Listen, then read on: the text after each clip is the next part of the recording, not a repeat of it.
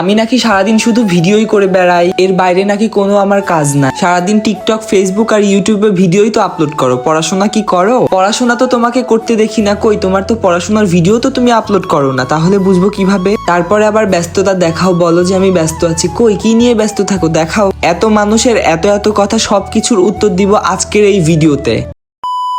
Hey guys, আসসালামু আলাইকুম, this is me Ahir ওয়াসির। Welcome back to my another vlog video. অনেক মানুষ অনেক কথাই বলে, সারাদিন নাকি ভিডিও করি, টিকটক, ইনস্টাগ্রাম, ফেসবুক, ইউটিউবে নাকি ভিডিও আপলোড দিয়েই থাকি। এর বাইরে আমার কোনো জগৎ নেই, এর বাইরে আমার কোনো কাজ নেই, মানুষ এরকমটাই ভাবে। তো শোনো, তোমাদেরকে একটা কথা বলি, তোমরা অন স্ক্রিনে বা ভিডিওতে যেরকমটা আমাদের জীবন দেখো, সেটা আমাদের অ্যাকচুয়াল জীবন না। সোশ্যাল মিডিয়াতে আমরা যেগুলো দেখাই বা যেগুলো করে থাকি, সেগুলো সবকিছুই লোক দেখানো আর সাজানো একটা গল্পের মতো। তোমরা যেগুলো দেখতে পছন্দ করো, আমরা সেগুলোই তোমাদের সামনে দেখাতে পছন্দ করি। আর তোমরা না জেনে শুনে কত উল্টা পাল্টা কত কিছুই বলে থাকো। আমি সারাদিন ব্যস্ত থাকি, আমার নাকি কোনো কাজ নাই, আমি সারাদিন বসে বসে খাই, পড়াশোনাও নাকি করি না, এরকমটাও তোমরা বলো। যাই হোক, তোমাদের এরকমটা মনে হতেই পারে, কারণ তোমরা দূর থেকে আমার ভিডিও দেখো, মনে করো যে আমি এগুলোই করি। তবে এগুলোর বাইরে আমার অনেক বড় একটা লম্বা জীবন আছে। প্রথমত, আমি পড়াশোনার জন্য আমি আমার বাবা মার কাছ থেকে অনেকটাই দূরে থাকি। যেহেতু আমি আমার বাবা মার কাছ থেকে অনেকটাই দূরে থাকি, তাহলে আমার সব কাজ নিজেকেই করতে হয়। আমার কোনো কাজ করে দেওয়ার মানুষ নেই। সবগুলো কাজের মধ্যে সব থেকে মূল্যবান কাজ হলো রান্না বান্না, খাওয়া দাওয়া। যারা যারা আমার ভিডিও অনেক আগে থেকে দেখে, তারা হয়তো জানো যে আমি এর আগে খাওয়া দাওয়ার অসুবিধার কারণে 2বার